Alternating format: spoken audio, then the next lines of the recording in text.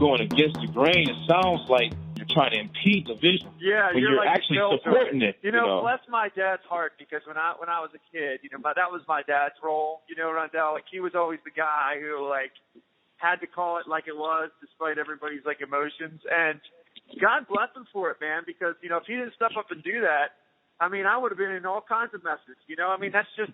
The women and the men don't see that stuff the same because, quite frankly, the women don't see the world the same way. I mean, we see things that they don't see. We see predators, and you're thinking like three-dimensionally. Man. Long term, the same. Yeah. The same thing with like cheerleading. That was my first little thing. That's a very popular thing for a lot of people. They want to see their daughters become cheerleaders. But I always seen that as focused on the physical. I agree. You know what I mean?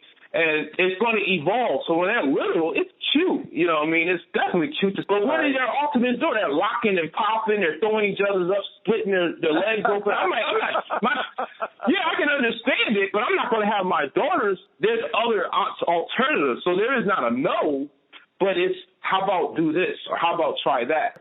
That's good advice, man. It's nowadays more than ever. That voice is like as lonely as it's ever been, Oh, yeah. When they're kids, that's innocent, right? That's just little cheerleading, peewee football. But what's the path? What's the path of that, like 10 years down the road, right? When you start to see yourself like that, and you start to put your self-worth, all the physical accolades that you're getting. Yes. I get what you're saying. It's actually counter to what a father, well, I know for like me and you, our households, our home, we have Christian values. Right. And like you just said, the world is contrary. That's why Christ said, I am not of this world. What he's saying is what's going on inside me. So insightful, man. And the father's role has been really manipulated in a lot of ways because to the modern day, that sounds like killjoy or whatever, but a dad's role is to protect the innocence of his children. And particularly those daughters in some ways in this case because there's so much focus on their physicality that's been hollowed out. Like the father's like voiced in that way. That is the fundamental problem in the American society, and specifically in African American society. So when you look at one of the stats we were talking about online, was 70% of African American marriages, women specifically, African American women, when their first marriages divorce, 70%. If that's not an alarming rate, what are you going to wait to? 80%? 90%? If they're unsuccessful in their first marriage, that means that how many people are going in a broken home, a broken marriage, a fatherlessness? When you talk about these things, they're very nuanced things, and there's a million reasons for that. But what do you think the major reason is that role, like the father's role, has been so diminished? It's hard to track it down. It's secular. It's the secular society because the father, like we said, is the protector. It's and the protection sometimes sound like if I build a fence, somebody can think of, like one child may think that that's to protect us, to keep the intruders out. Some people may think that is a fence to keep me in. You see what I'm saying? So, so sometimes the father's protection is never really part. Like a daughter, right? She likes this guy. He's a young thug. He's the guy that the TV says is desirable. All the girls say he's got gold teeth in his mouth, 10 chains on. This is what the secular world is promoting as the image of power. A father is going to say, no, this young guy that's wearing no name shoes, but he's going to college and he's got a business he's starting up. He might be driving a Honda, you know what I'm saying? But this is the guy you want. So the whole world can hear that.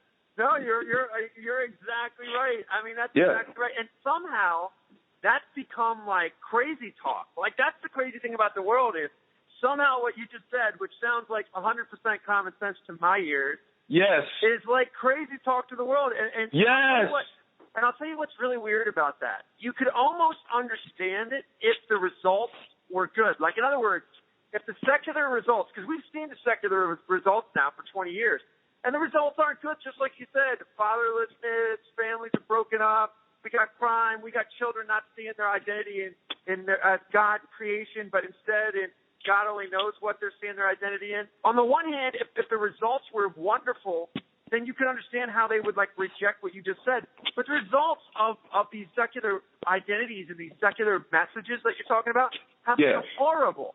So how do they still have credibility? It's like if you get your child an hour later, right? A cherry an hour later, right?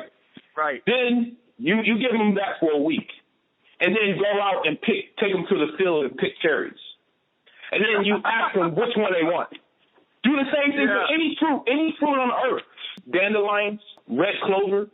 We call these things weeds. Do you know those are the most nutritious, the healthiest things that you can put in your body? You see what I'm saying? Yeah, I know. My wife just told me that. My wife just told me that. Crab apples. We were taught that crab apples were poisonous. They're actually, it's a superfood. You know what I mean? Yeah. So what I'm trying to say is what is natural, what God has given us in this world, a lot of it, has been corrupted and lied. Yeah. You know, it is amazing to talk to you because I'm a father now. And, man, I'll tell you, it's amazing the things that you see when you're a father. You see the world so differently. And granted, it is a lot of frustrations like that. But it's also a unique thing because God speaks to you through your fatherhood that he would not be able to speak to you as clearly. And I've really come to appreciate that. Oh, yes. I was writing yesterday, about marriage. Marriage is probably, for me, the most challenging thing that I've ever encountered.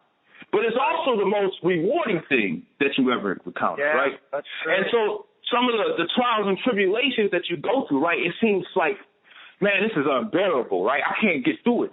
So what do you do? If you are a faithful man, the only thing that you can do is run to God. Your faith. That's why they call you faithful, right? You're faithful to your moral values.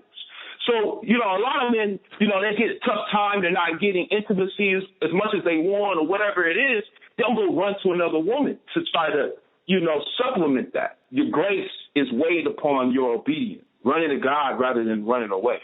You know what I'm saying? And I'll tell you what, if only the world would take that advice, man. Because the world continues to spiral into craziness. And you look at it and you're like, you guys need this so badly. We need to stabilize. We need a compass. We need true north. And that's God. And it's the one thing that we don't want. I love the now and later analogy. I mean, it's exactly right. I mean, we've been pumping everything not good into our minds and our hearts and our souls for so long that now the things that are healthy for us we think are repulsive. To participate in the discussion, visit the Worldview on Facebook.